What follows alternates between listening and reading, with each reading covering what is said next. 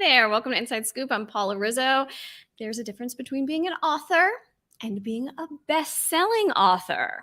There is a big difference, but what is that difference? What does that mean exactly? How do you make the distinction?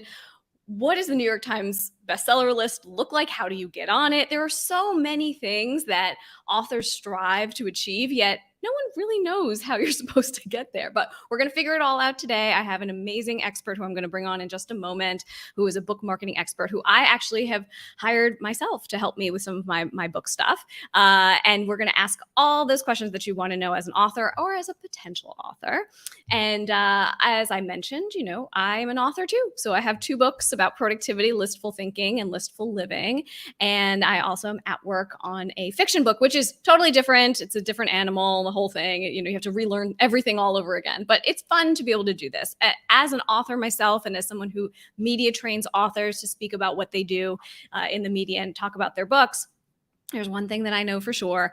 Media makes a big difference. If you're especially a nonfiction author and you're looking to get yourself out in the world and get noticed for your book, media is a really great way to do that. And so I have a freebie that I want to share with you. It's my checklist to become a go-to media expert. And these days media does not only mean traditional media, but we're talking about videos like this, podcasts, anything that you can do to get your expertise out into the world. If you go to paularizzo.com/checklist, you can check it out. I want to hear from you throughout the show. This is here, we're here for you if you're joining us live or you're here on the replay. So tag a friend below if you have someone who has been thinking about writing a book or is very curious about the New York Times bestseller list or any bestseller list. Tag them below and ask your questions. Throughout the broadcast, we're going to take those questions at the end. And without further ado, I would love to bring on my guest, Rob Eagar, who is a book marketing expert. He has worked with thousands and thousands of fiction and nonfiction authors through the years to help them to get their books out there, myself included. So welcome. Thanks for having me on the program, Paul. It's great to be here. Of course. Okay, so let's get down to what does this even mean, right? How many books do you have to sell to be a bestseller? Let me hear it. Well, imagine the frustration of trying to hit a moving target. That's what the bestseller lists are. And when we use the term bestseller list during our conversation today, it can mean more than just one entity. Mm-hmm. Typically, and for the purposes of our conversation today, the New York Times, that's the gold standard. That's the most popular and most influential bestseller list in the world. You've also got the USA Today bestseller list, the Wall Street Journal, Los Angeles Times, Publishers Weekly. There's a lot of them out there. Certainly, the New York Times is the one that has the greatest panache. For sure.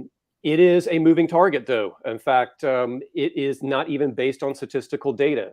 Here's a quick misconception we can remove right now for those, maybe if you're your first time intrigued, understanding how does the bestseller list work? Well, yes, it's based on sales, but not completely on sales. The short answer is typically if you can sell between 5,000 to 15,000 copies in 1 week, that should position you to be enabled to hit the New York Times bestseller list. Mm-hmm. However, there's a huge catch. The bestseller list people get to decide which books are on and which ones they don't want to have on the list. So it's not enough to just get those numbers. You also have to get the blessing of whoever it is that's going to pick the list. That's right. I forget the actual date. It was many, many years ago, but an author actually sued the New York Times a long time ago because he had sold enough books that he thought he should be on the bestseller list, but he didn't show up. Wow. So he took the New York Times to court. However, the judge ruled in favor of the New York Times lawyers who argued that the bestseller list is editorial opinion, not statistical content. Interesting. Therefore, it enables the New York Times to really do whatever they want to. Sure. And I see this on a weekly basis. I track the list. I look at the list week in, week out. And just even in the past 6 months, I've seen books that sold 20 to 30,000 copies in 1 week or with pre-orders included. Yeah. And they didn't show up on the bestseller list. And I've seen books that sold as little as 5,000 copies be on the New York Times list. And likewise, simultaneously seeing other books that were selling more, but were not on the list. So that's what I mean. It's a moving target. It's editorial opinion. And you have to understand that going in, that no matter how hard you try to hit the bestseller list, you still may not get on there. Sure. That's why I encourage any author that I work with, just see it as gravy, see it as a bonus, rather than something that dictates whether you're successful or not. What does it really mean, though? I think that, of course, there's, the cachet and all of that, but like, what does it actually really do for you? I mean, I'm sure if you're going to go on to write other books, it's very nice for the publisher to see that your first book was on the New York Times bestseller list. But what are the real benefits?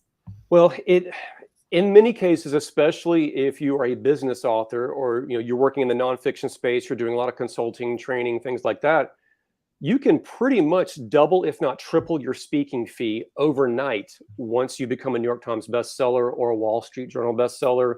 You can raise your fees for consulting or training, things like that. Typically, your phone will ring a whole lot more with people wanting to have you come in and speak at their event or train their employees. If you're a consultant with companies, so that's where the payoff is really seen. Is that it's not that you make any money by being on the list itself. It's that you're able to make more money down the road because your brand is solidified as kind of being hyper special because your book showed up on the Uber list Sure. that everyone looks at. Right. And for those who, if you want to go down this road, I do have a free gift that I put together for everyone listening, just to show my appreciation for having me on your program. It's called an Insider's Guide to Becoming a New York Times Bestseller. It's totally free. All I ask, join my author email list where I send out free articles and free advice on a regular basis. But you join my list, you can have this ebook for free, and it goes into a whole lot more detail than the time we have today. Sure.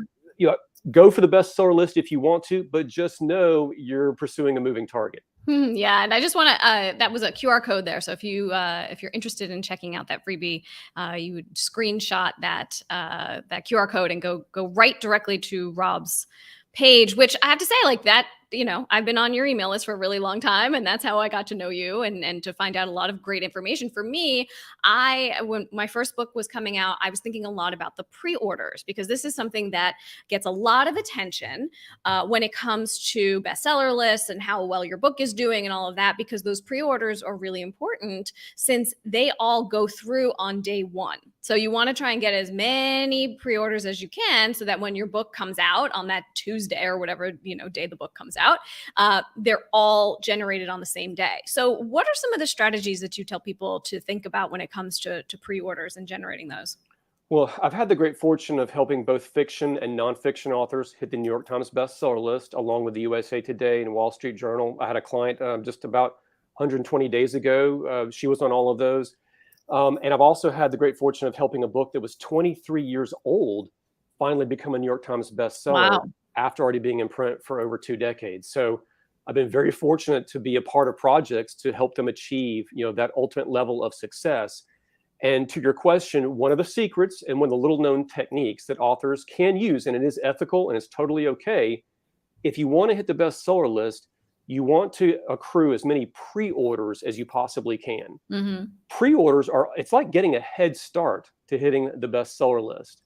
Because what the New York Times and the Wall Street Journal and the USA Today do is they look at sales week to week, except for pre-orders. Pre-orders kind of go into this account and they accrue and add up until your very first week of sales.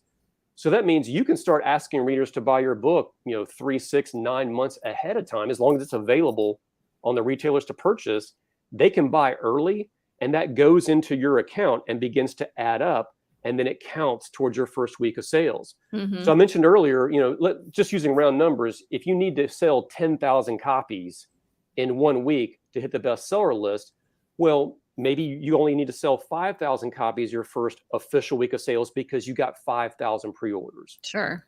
That's what a lot of really savvy authors will do. That's what I teach my clients how to do, is encourage your readers to buy early, give them incentives, give them goodies, give them freebies so that they want to buy early. Mm-hmm. That's how you can get hundreds, if not thousands of people to buy during that pre-order phase and get thousands of copies to add up. Now you've got a great head start to hitting the bestseller list. Yeah, it's really smart to start it early. We see some people over there on LinkedIn. Hello, I see you. Good afternoon, Dean. I see you're saying hello. If anybody has any questions over there on LinkedIn or any of the platforms, please leave them below, and we'll be happy to answer them for you. One of the things I was going to say too about pre-orders, media, of course, as you know, I'm a media trainer, and so I help a lot of authors who are looking to talk about their books in the media. And the disconnect here sometimes is that the publisher doesn't really want them to talk about the book until the book is out, right? And so this happens often where then authors say, well, I'll just wait. And I'm always like, no, let's start doing this now. Let's start giving you, of course, first you want to be able to practice and, talk about what you know and all of that. But the pre-orders are really important too. People will be able to find your book. So what about the role of media in launching the book, whether it be beforehand or, during the actual launch to get on some of these bestseller lists? Well, anytime an author comes to me who's new, first-time author, or they're just not very familiar with marketing and how book marketing works, I always try to break it down into very simple steps, right? I call it the 5 buckets of book sales. Mm-hmm. The first bucket is your own audience, your own followers, whether that's email or social media. The second bucket is other people's audiences, someone else who has a big social media following or their own podcast or a big email list. Then you have traditional media, which is like radio, TV, things like you mentioned. The fourth bucket is advertising, where you can buy ads on Amazon or Facebook to reach other readers that you may not have been to reach, with your own audience. And then the fifth bucket is retail. And that's people walking into bookstores and actually seeing your book and serendipitously deciding to buy it. So those are the 5 buckets. And as you mentioned, media is certainly one of those key buckets, because the way I encourage authors to think about it is the bigger your own bucket can be, the more in control you are over your own success.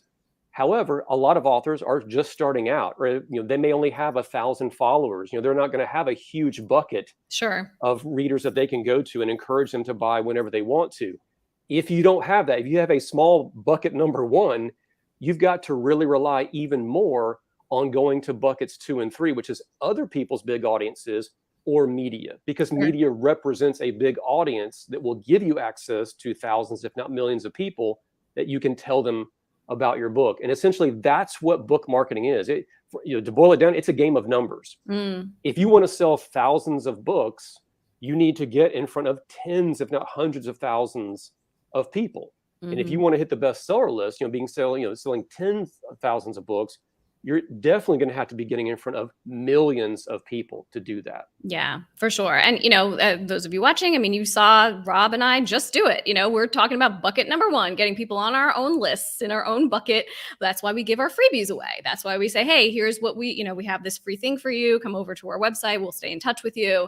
And that's a way to build our own audiences and be able to have a conversation with you.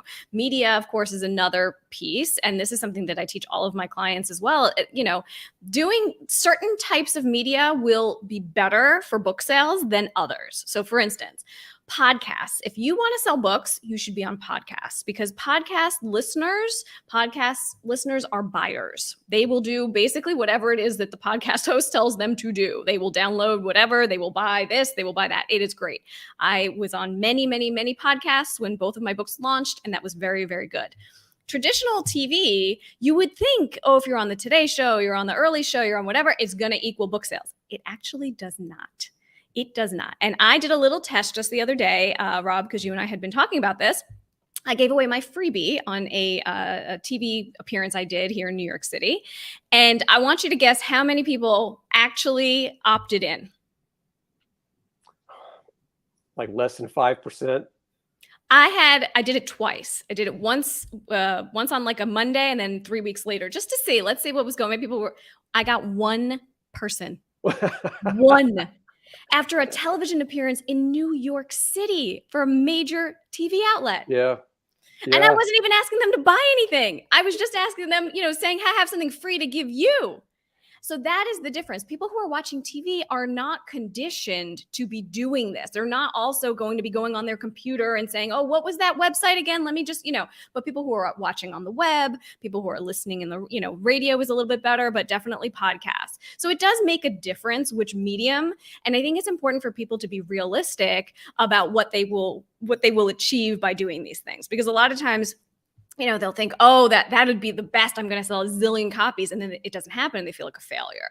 If I can share one of my own war stories, Paula. Yes. I've been on the CBS Early Show myself many, many years ago. I'm an author. I've written and published 6 books. So I know the pain and the frustration that anyone listening is either going through or thinking about going through. But my very first book back in 2003, I got to appear on the CBS Early Show. I thought I had struck gold. Yeah. I'm thinking, I'm going to be famous. I'm going to be a bestseller. This is going to change my life. Was on the show, actually had anywhere from about probably 3 to 5 minutes of airtime. I could not account for one book sale out of that interview. My phone didn't ring. I kept checking my Amazon ranking. It never improved.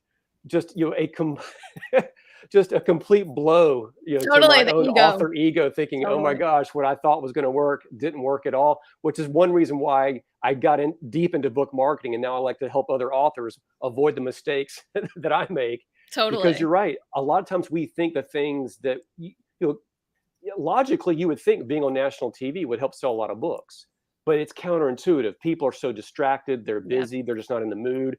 Fortunately, there are lots of other ways that are way more productive.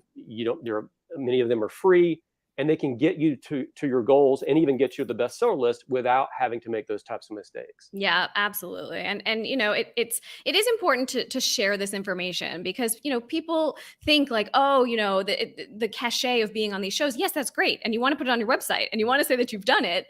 And that is probably all that will happen from that. It's great. It's awesome. Your mom will be happy and, you won't sell any more books, but that's okay. It serves a different purpose. It brings up your authority level. It really does. It's able to show you in a different light. Not everybody gets those opportunities. So you want to be able to have your book out there and have people remember your name and all of the above.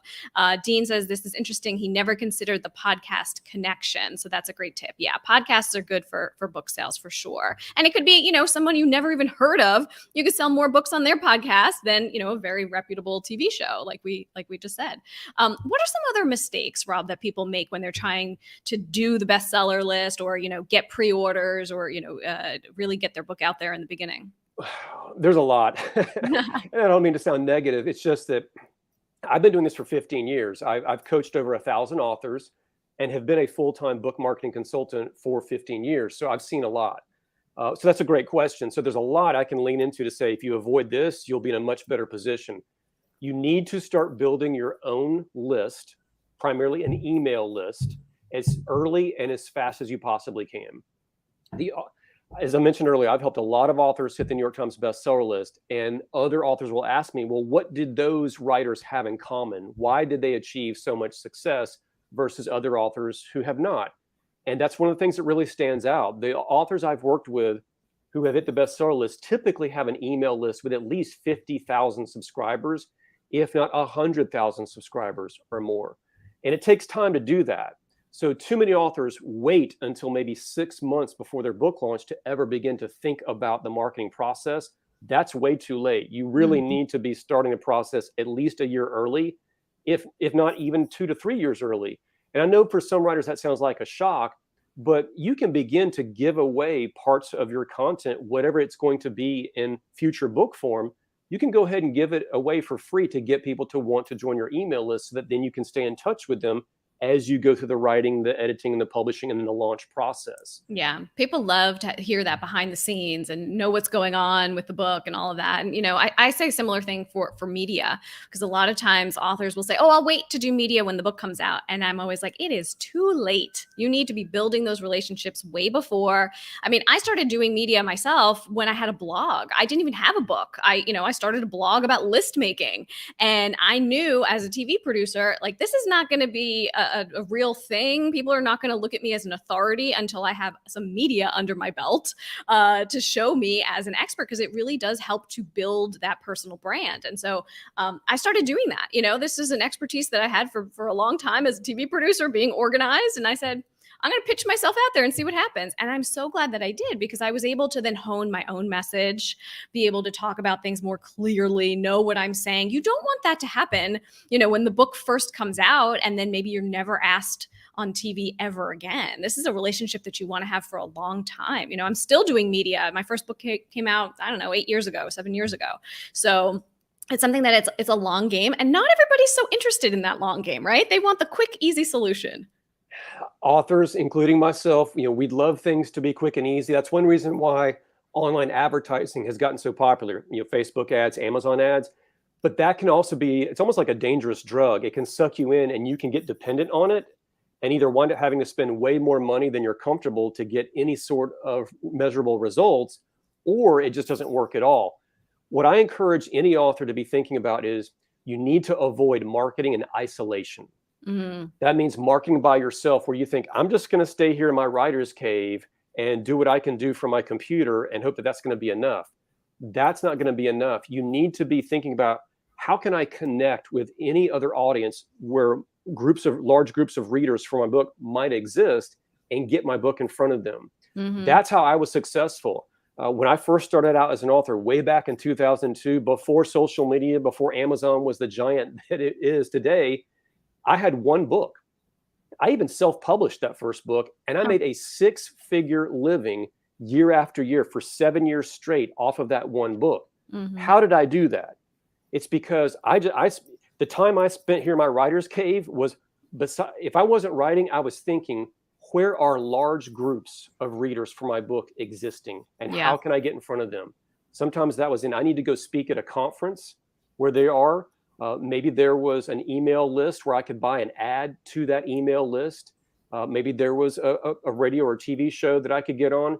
As technology began to grow, a podcast that I could get on where the listeners up to that podcast represented a large group of readers. And it's easier than you might think. There, as you mentioned, the ease of getting on podcasts, the ease of connecting with other authors in your genre who might have an audience, and you can trade favors and say, well, I'll promote your book to my audience if you'll promote my book to your audience, things like that. But you need to be constantly asking yourself, am I marketing too much in isolation? Because if you are, you're shooting yourself in the foot. Yeah. Yeah. You need to really open it up a bit. And, a lot of times people think, oh, social media is the way to do that. I know how you feel about social media. So I know that is not the tactic that you take. It's not your favorite, but it's a necessary evil at some point. You do need to have a presence on social media, but social media followers do not then equal buyers, right? I mean, that is not necessarily the case. We have a question about that specifically. So I want to take that from Brian on LinkedIn. He says that he's working with a first-time author. She has a huge, nearly 850,000 person following on social media. What is the best way to leverage this, since this is a new thing for her followers? I guess the book is a new thing. The New York Times, just within the last 6 months, I believe it's back in December of 2021, had an amazing article where they did research on this. They dug around and looked at, do social media followers translate into book sales? And the answer was a resounding no. In fact, the title of the article is, social media is an unreliable indicator of book sales. So to the person asking this question, very fair question. What I would recommend is you need to try to convert as many of those 850,000 social media followers into email subscribers as quickly and as fast as you possibly can. I just came off a book project with an author who had more than that amount and did not hit the bestseller list that she was really hoping to hit. So Wow. I've seen it with my own eyes, where you can have just incredible amounts of social media followers, and they will not translate into book purchasers. And the article that the New York Times did on this, they were tracking celebrities and well-known authors who had anywhere from 3 to 5 million followers on social media, and we're still not hitting the bestseller list. Wow, right. So whereas I know multiple authors who have at least 100,000 email subscribers, they're hitting the bestseller list time after time after time. Yeah. I mean, think about it. The relationship is so different, right, with your email subscribers, because they have opted in to hear from you, and they're happy, hopefully, to hear from you when you do email them. You and I both do newsletters that come out on Mondays. And so, people hopefully wait and say, oh, good, it's Monday. Here comes the thing from Rob or the thing from Paula. We hope that that's the case. But there's an intimacy there. It's much different than if we're talking about social media, where there's a million other things coming through, and maybe they saw it, maybe they didn't see it. They did not necessarily remember that they're following that person. It takes a little bit more effort to be on someone's email list. So that's great advice to be able to build that email list. And I want to ask you a little bit about the launch strategy of a book, because one of the things that when I first found you, I think I read an article that you had written in Writer's Digest many years ago, and that's how I first found you, was about doing a pre-launch, like having a pre-launch team, putting together a team of readers or people who are interested in your work to help you get your work out into the world. Talk about this a little bit, because not everybody knows what this is. Well, a launch team is where you get other people to spread word of mouth about your book. How great does that sound? I mean, again, as authors, we sometimes are huddled up in our writer's cave thinking it's all down to us. It never has to be only on your shoulders. You can get your fans and your followers to help out. A lot of them would like to help out because if Mhm. you've written books before, or they've been reading your email updates or following what you've got going on social media, they might feel like they've got this, kind of proxy relationship with you where they're a fan. They want to see you succeed, but they're not professional marketers. They don't know what to do, but they do have enthusiasm. That enthusiasm can be channeled in a productive way to help you meet your goals. And what a launch team typically looks like is where you recruit people from your email list or your social media following to say, would you help launch my book with me? Which means you give them a free copy. They get an advanced reader copy, or an ARC, as we call it in the industry. They get to see and read your book early, which is, that's a huge bonus. That's a huge draw for someone to be on your launch team, is that they can see it before anybody else. They read it, they tell you what their favorite parts are, and then they agree to write an Amazon review on your behalf right when the book comes out. And then as your launch progresses, anything that you've got going on, like if you're going to be doing a media interview on radio, TV, or you're going to appear on a podcast, or you've got an endorsement from a famous person, you can then put that out to your launch team to say, tell your followers all these good things that are going on with my book, and they're helping you spread word of mouth. Mhm. That's the easy way to describe it. There's a lot more work involved to do Sure. so, but it allows you to feel like you're not alone. And again, you're not marketing in isolation anymore. You get your own fans, and you empower your own fans to get out there into the world, both face to face and even online, to help promote that you've got this new book out there. That allows you to get exponential reach without having to pay for it. Yeah, and it is different when someone else is talking about your book versus you. Of course, you're going to be like, "It's the best. You should buy it." It's different when it comes from someone else. So it's nice to have that team behind you to take that pressure off, and be able to help you get the book out there. Well, Rob, this has been awesome. You clearly know your stuff. I really appreciate you being here, and I want to show your freebie one more time because it is important to be on Rob's list. I have to say, I have been a person on your email list for a very, very long time because you share such great little tidbits. One of the things for me that was really interesting too was that every book should have at least 100 reviews on Amazon. That I learned from Rob, because that is that's the social proof you need to be able to show people that this book is a good one and you should check it out.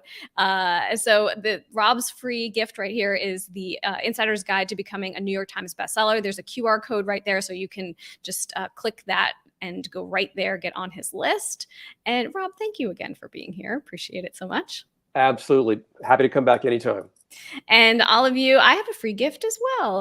My checklist to become a go-to media expert. If you go to paularizzo.com/checklist, you will learn everything I know about how to be in traditional and non-traditional media and get whatever it is that you want to talk about out into the world.